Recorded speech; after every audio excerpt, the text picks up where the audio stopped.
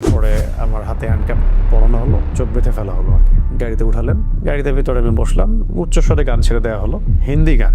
আমাদেরকে 7 দিনের জন্য গুম করা হয় এবং এমন একটা জায়গায় রাখা হয় যে জায়গাটাকে এখন মানুষ আয়নাঘর নামে বলে আর কি। তো এই সুযোগটা কাজে লাগিয়ে খুব সুন্দরভাবে এটাকে পালিশ করা হচ্ছিল আর কি, যে আমরা পারিবারিক কারণে মাইক্রো সহ মানে গাড়ি সহ 7 দিন আত্মগোপনে চলে গেলাম, তাই না? তো এটা পুরোই মিথ্যা ছিল, এটা কোনো ব্যক্তিগত ইস্যু ছিল না, এটা একটা পরিকল্পিত গুম ইস্যু ছিল আর কি।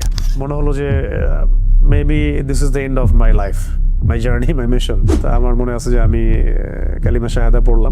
এখানে এসে আমার হাত ধরলো যিনি, ঠিক আছে, তিনি আমাকে বললেন যে we are from DB, please cooperate. এই তো সে ভাই লুঙ্গি পড়া, তো আমি বললো আরে ভাই লুঙ্গি পড়ছেন, সমস্যা নেই, চলেন ওঠেন, ব্যাপার না, আমার পোশাক আছে, ওখানে গিয়ে দিয়ে দিব। তো ও বেচারা লুঙ্গি পরে উঠে গেছে, ও লুঙ্গি পরে আয়না করে যে আমাদের গাড়িটা তার মাদ্রাসার গেটের সামনে ব্রেক করলো, আর এখানে ফোন দিয়ে বলবো যে গেটটা খোলো, ফোন ডায়াল করার মধ্যেই এই 4-5 মিনিটের মধ্যেই আর কি, 2টা বা 3টা হয়তো বড় বড় এই মাইক্রো টাইপেরই হবে, হাই প্রোফাইল গাড়ি আর কি, এরকম কিছু গাড়ি দাঁড়ায় গেল এবং ওদেরকে আগে উঠাই ফেলছে গাড়ির মধ্যে। ভেতরে যদি আপনাকে মারাও হয়, পিটানো হয়, বাইরে আপনি সাউন্ড যাবে না যদি আপনি চিৎকার করেন। যেই খিচুড়ি আমার ওয়াইফের বাসায় খাওয়ার কথা ছিল, আল্লাহ পাক আমাকে ওই দিন সকালে, মানে জুমার দিন সকালবেলা আমার সামনে যে খাবারটা আসলো সেটা ছিল খিচুড়ি। যে আমাদের লোকেশনটা ট্রেস করা হয়েছিল বাংলাদেশের একটা গোয়েন্দা সংস্থার হেডকোয়ার্টারে, যেটা আপনারা জানেন, এটা তো অনলাইনে আসছিল আর কি, এটা তো সবাই জানে কথা। তখন কিন্তু অনেস্টলি স্পিকিং যে আমাকে এত মানুষ চিনেও না। ওই সময়ে সেই দুজন ভাই এসে আমাকে বলছিলেন যে ভাই আদনান ভাই না আপনি? তা আমি বলছেন জি ভাই, আপনাকে এই জায়গায় এইভাবে দেখবো এটা আমরা কল্পনাও করি নাই। কখনো বলছে যে তুমি না শাহাদাতের ওয়াজ করো, এখন কি তোমাকে ক্রস করে দিব, শহীদ করে দিব, মানে এরকমও কথা আসতেছিল কি। তো যারা রিমান্ড করে তাদেরকে বড় ভাই বলে সম্বোধন করা হয়, আর যারা সার্ভিস দেয় তাদেরকে ছোট ভাই বলা হয়। রিমান্ড তো একটার পর একটা হচ্ছেই, প্রতিদিনে মনে হয় 1-2টা করে রিমান্ড হতো, রাত্রে একটা করে হতো। একটা রুটিন প্রোফাইল আছে তাদের, যে আমি কোনো জঙ্গি সংগঠনের সাথে আছি কিনা, আমি কোনো বৈদেশিক কোনো সংগঠনের সাথে জড়িত কিনা, কেন আমি জিহাদের কথা বলছি, কেন আমি ইকামতের দিনের কথা বলছি, কেন আমি মানে খিলাফা শব্দ ইউজ করছি, কেন শরিয়া বিধানের কথা বলছি, এই বিষয়গুলো নিয়ে ঘুরে ফিরে বেসিক্যালি আসলে কথা হচ্ছে। কেন জায়নিস মুভমেন্টের এগেনস্টে কথা বলা হচ্ছে, খাস করে কেন আমি ইসরায়েলের এগেনস্টে কথা বলছি, আর এদিকে ভারতের ইন্ডিয়ার এগেনস্টে কথা বলছি। আমার কাছে মনে হয় ওই 7 দিন আমি যেভাবে আল্লাহকে ফিল করেছি, এটা আমি মনে হয় আমি আমার জীবনে আর কখনো করি নাই।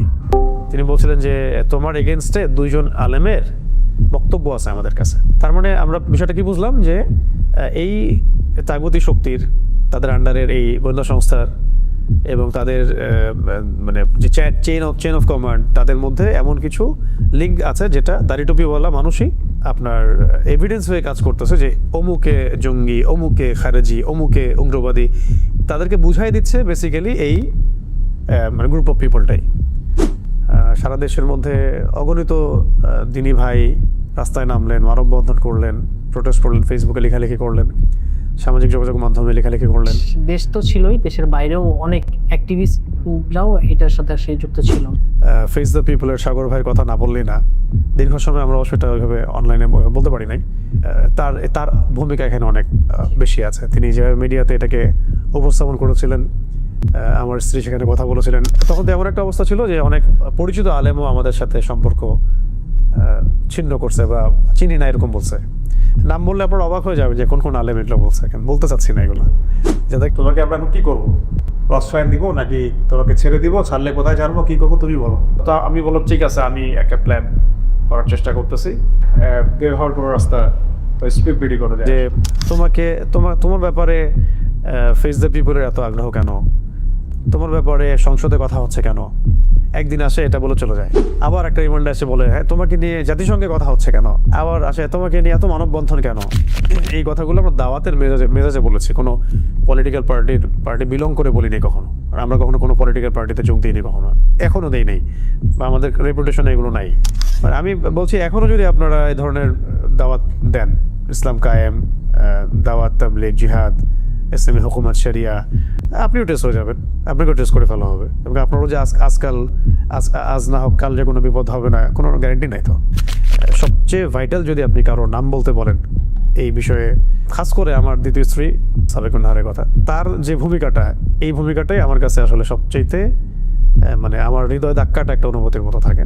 আমার প্রথম স্ত্রী এবং আমার এই পরিবারের যে সবর কমে বিপদগুলো ফেস করা সবকিছু মিলিয়ে এটা সৌভাগ্য যে আল্লাহ রাব্বুল আলামিন আমাকে তার মতো একটা স্ত্রী দান করেছেন, আলহামদুলিল্লাহ। যদিও ওই 7 দিন ভয়াবহ এবং অনেক সাফার আমাদেরকে করতে হয়েছে, তারপর আমি আমার জায়গা থেকে এভাবে উপস্থাপন করলাম যে অন্য ভাইদের ত্যাগ, কোরবানি এবং তাদের উপর যে জুলুম, তাদের মাজলুমিয়ত দেখে আমাদের কাছে মনে হয়, আমরা 4 জন, আমাদের কাছে মনে হয় যে এটা তাদের সবচেয়ে ভালো আচরণ ছিল আমাদের সাথে।